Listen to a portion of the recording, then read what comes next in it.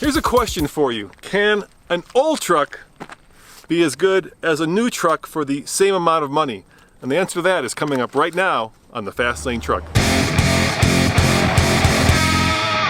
As many of you may know, we bought this 1985 Chevy K10 this winter. And over the course of the last several months, we've put a lot of money into it, making it as good as a new truck, or at least as close as you can get. And of course, the question is, how much money did we spend, and what other truck could have we bought with that same amount? Well, let's find out.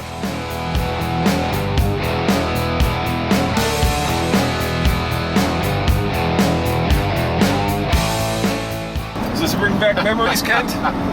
Yeah? It was a snowy day in Colorado when we purchased Big Green. I found the truck on Craigslist and negotiated the price down to $5,000. Of course, we had to pay about $375 in taxes, but the good news was the truck was already lifted, it had brand new tires, and the body in general was in good shape. There is some rust, there is some Bondo, but as you can tell, it's a pretty clean truck. When we bought the truck, it came with a Chevy 305, which is basically a detuned 350, which is basically a boat anchor because of all the emission stuff that Chevy put on the truck in the 80s. Now, it had to have all that because it had to pass emissions here in Colorado.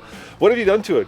So, all the externals on the engine block, so water pump, distributor cap, rotor, coils, fuel pump, fuel filters, new radiator, I mean just about anything you can imagine on the externals. Yep. I can't lie, I felt pretty bad that the previous owner had spent all this time and money on upgrading and replacing parts in the old engine, and the first thing we did was yank it out for a new 350. All right,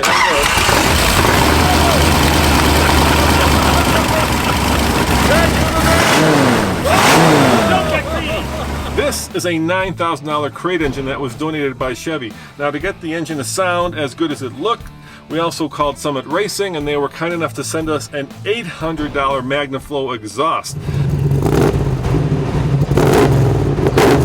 All the labor to yank out the old boat anchor and to put this engine in cost us $2,000. The DZ6 came with a Holley 4-barrel carburetor, which would be great if we were at sea level, but since we're a mile above sea level, not so good. We took it off-road and it struggled, especially when we were 2 miles above sea level in the mountains.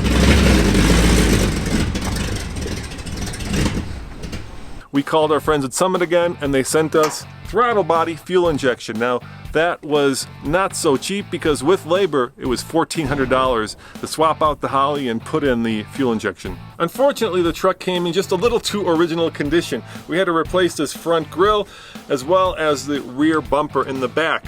All that together was $500. All right, let's get the bumper in place. This is the fun part. Yeah. The interior was also in original condition, and what I mean by that is that it was covered in patina, or in other words, it was pretty ratty. It still is pretty ratty. The dashboard needs to be replaced, but the seat was torn, and we had to reupholster it. That cost $600. The flooring, oh my gosh, that was horrible. It actually had linoleum on the floor.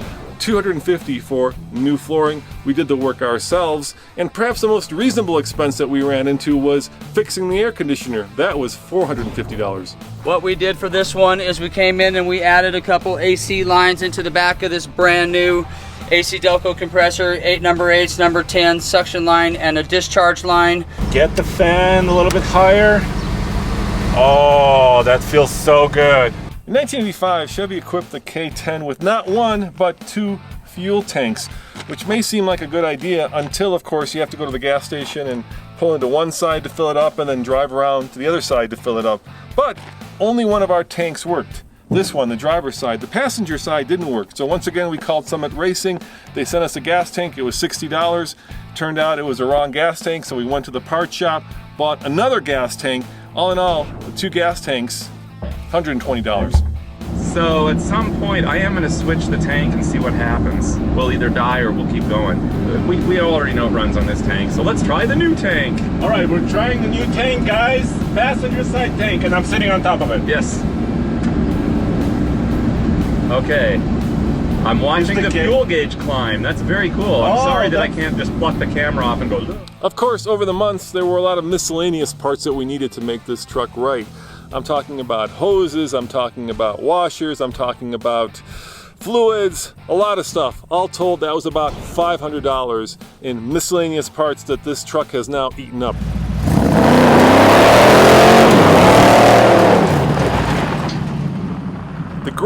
total for everything that we spent on the truck, including the original truck, is $20,995, which just so happens to be the exact same price of a Chevy Colorado 4-cylinder, 2-wheel drive, extended bed, mid-size pickup truck. And of course the question is, would you rather have Big Green or would you rather have a brand new Chevy Colorado? Of course the Chevy Colorado is going to be much safer.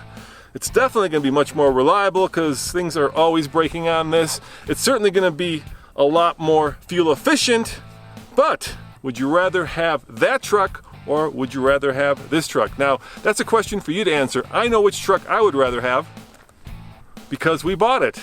As always, this is Roman reporting for the Fast Lane Truck. Check out tfltruck.com for more news, views, and real-world reviews. And of course, let me know in the comments below, for $21,000, which truck would you rather have?